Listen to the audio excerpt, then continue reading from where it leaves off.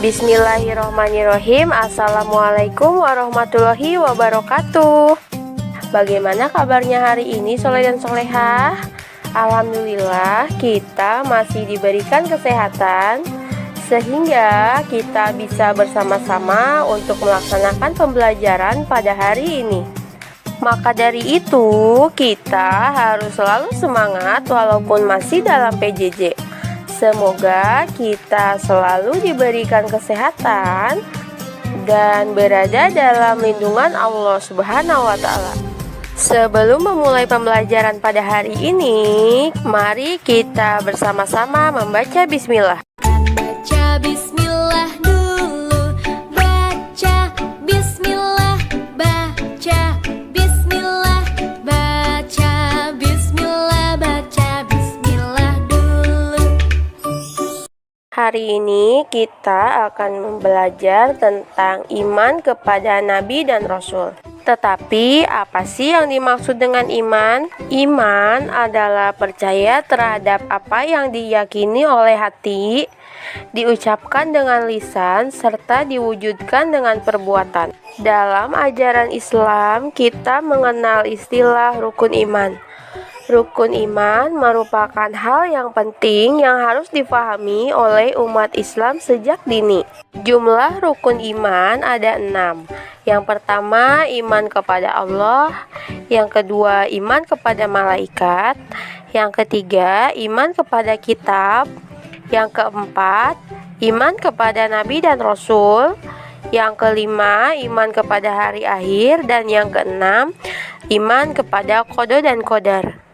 Dan yang akan kita bahas pada hari ini adalah iman kepada Nabi dan Rasul. Iman kepada Nabi dan Rasul artinya meyakini dengan sepenuh hati bahwa Rasul itu benar-benar utusan Allah Subhanahu wa Ta'ala yang ditugaskan untuk membimbing umatnya ke jalan yang benar. Supaya apa? Supaya memperoleh keselamatan di dunia maupun di akhirat. Nabi adalah seorang manusia yang dipilih Allah dan diberi wahyu untuk dirinya sendiri dan tidak wajib menyampaikan pada umatnya. Sedangkan Rasul adalah seorang manusia pilihan yang diberi wahyu oleh Allah untuk dirinya sendiri dan berkewajiban menyampaikan kepada umat manusia. Dengan demikian, seorang Rasul sudah pasti Nabi, sementara seorang Nabi belum tentu adalah seorang Rasul. Sebagai umat Islam yang beriman kepada Rasul, ada hal yang harus dilakukan antara lain. Yang pertama, menaati ajaran yang diperintahkan dan menjauhi hal-hal yang dilarang. Yang kedua, keinginan hidupnya selalu disesuaikan dengan ajaran yang dibawa Rasul. Yang ketiga, tidak membeda-bedakan antara Rasul yang satu dengan yang lainnya. Yang keempat, malu untuk berbuat jahat dan maksiat. Jumlah Nabi dan Rasul yang diutus ke muka bumi ini cukup banyak jumlahnya.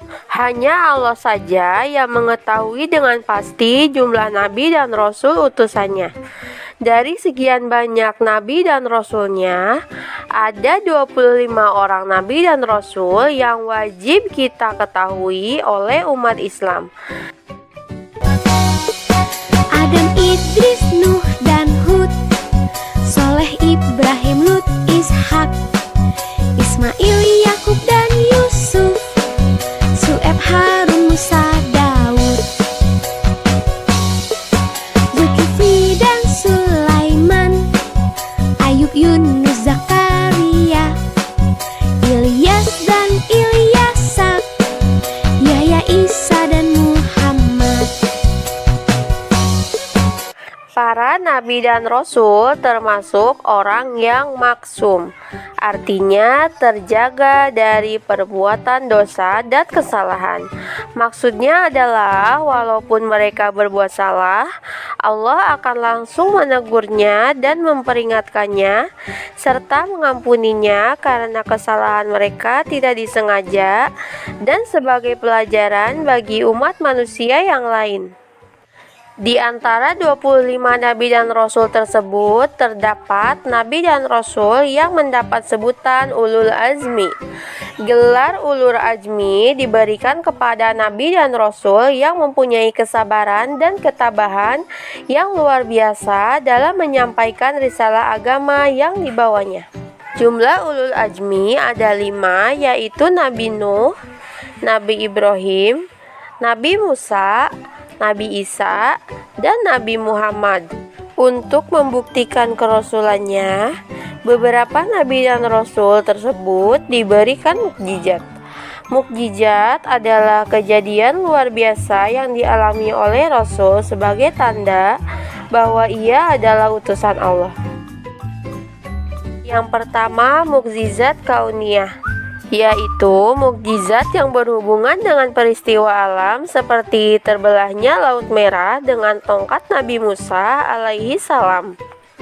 Yang kedua adalah mukjizat syahsiyah, yaitu mukjizat yang keluar dari tubuh seorang rasul, seperti air yang keluar dari celah-celah jari Nabi Muhammad SAW. Yang ketiga, mukjizat salbiyah, yaitu mukjizat yang dapat menghilangkan kekuatan, seperti Nabi Ibrahim alaihissalam yang dibakar oleh Raja Namrud, namun api yang membakarnya tidak mempan sama sekali. Yang keempat, mukjizat akliyah, yaitu mukjizat yang masuk akal atau rasional, yaitu Al-Quran. Nah, selanjutnya yang akan kita bahas adalah tugas para rasul. Yang pertama, mengajak manusia menyembah dan beribadah kepada Allah. Yang kedua, menyampaikan ajaran tauhid, yaitu mengesahkan Allah.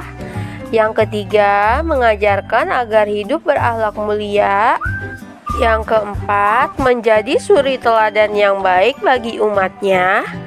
Yang kelima, menyampaikan kabar gembira dan peringatan kepada manusia. Sedangkan yang terakhir, membimbing manusia agar menjadi manusia yang bertakwa kepada Allah. Para rasul tentu saja mempunyai sifat-sifat. Yang pertama, sifat sidik yang artinya benar. Yang kedua, amanah yang artinya dapat dipercaya. Yang ketiga, tabligh yang artinya menyampaikan. Dan yang keempat, sifat fatonah yang artinya cerdas.